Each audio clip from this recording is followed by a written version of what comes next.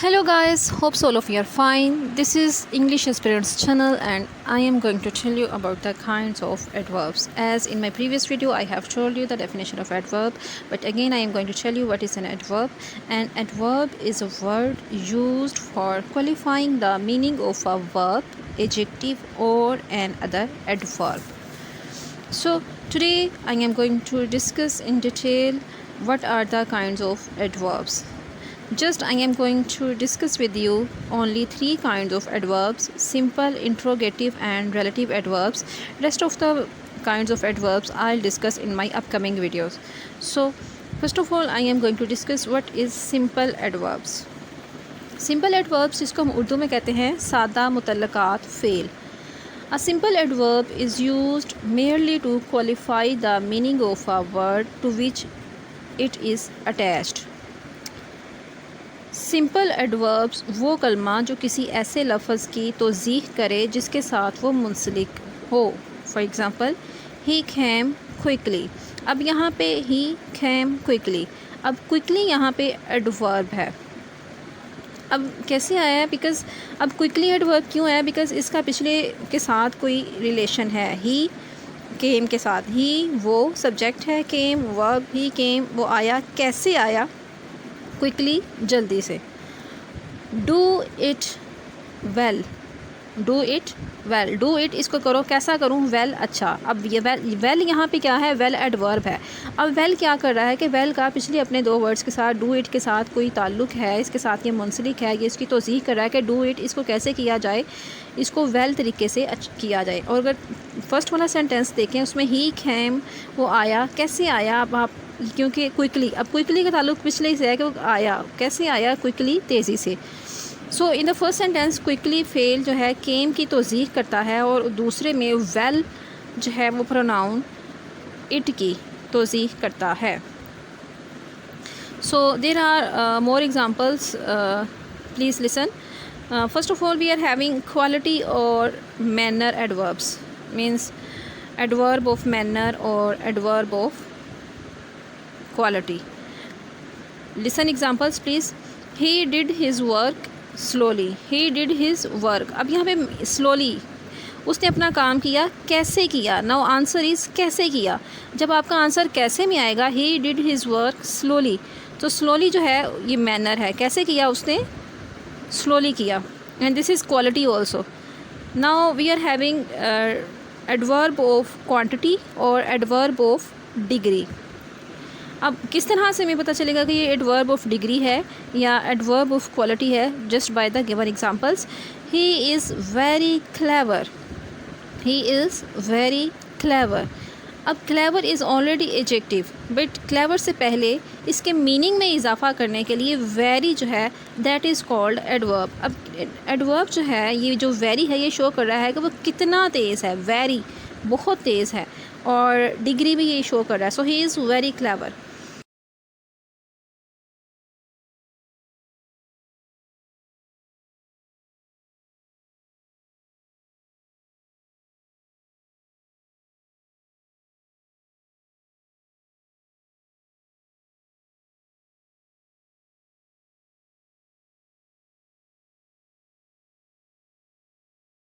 तो जो नेक्स्ट हमारे पास एडवर्ब की काइंड है वो है एडवर्ब ऑफ नंबर. डेफिनेटली जैसा कि नाम से शो हो रहा है कि एडवर्ब ऑफ नंबर ये नंबर को शो करता है. For example, he seldom failed.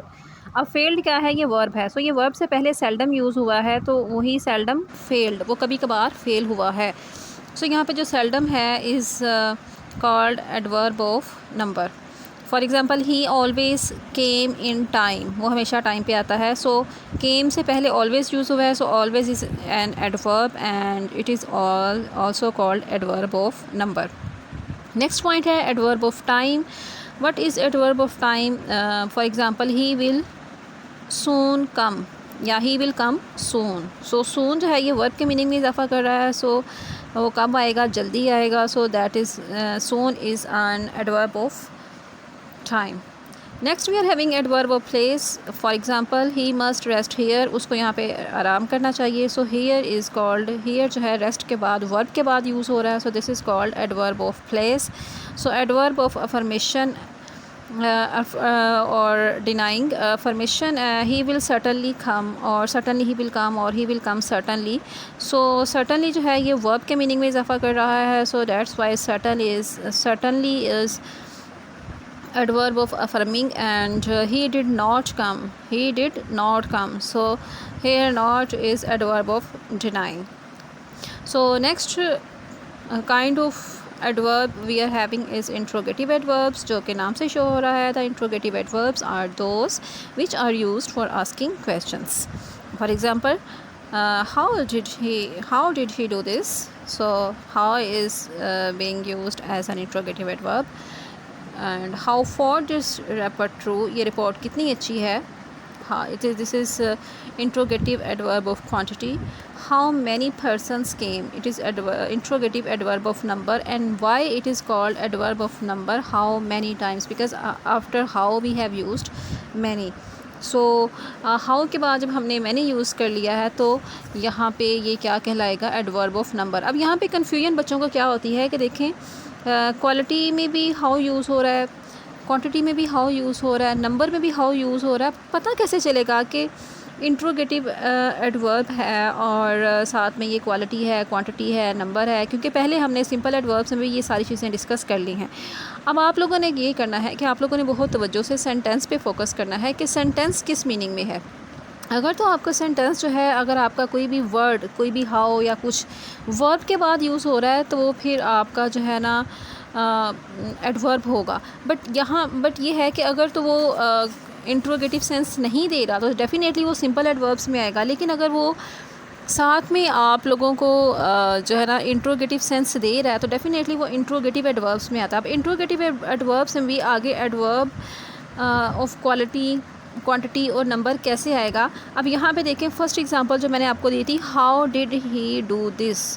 सो उसने ये कैसे किया. अब देखें इसकी क्वेश्चन की जो आपकी स्टेटमेंट है उस पर आप लोगों ने फोकस करना है. आपने उसको अंडरस्टैंड करने की कोशिश करनी है कि क्वेश्चन की स्टेटमेंट में क्या कहा जा रहा है. How did he do this, उसने ये कैसे किया. जब कैसे में इसका रिप्लाई आ रहा है तो this is interrogative adverb of quality और मैनर.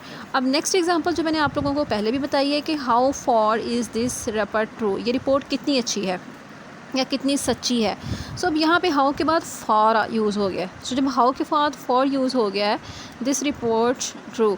बट हाउ यहाँ पे भी हाउ जो है ये इंट्रोगेटिव एडवर्ब है, बट हाउ के बाद जब फॉर यूज़ हो गया है, दिस रिपोर्ट ट्रू, कि ये रिपोर्ट कितनी अच्छी है, कितनी अच्छी है. अब इसकी सेंस देखें आप ये नहीं देखना कि कुछ और नहीं आपने देखा, अपने सेंटेंस की स्टेटमेंट देखें, सेंस देखें, इसमें क्वांटिटी या डिग्री की सेंस आ रही है तो ये इंट्रोगेटिव एडवर्ब ऑफ क्वांटिटी या डिग्री होगा.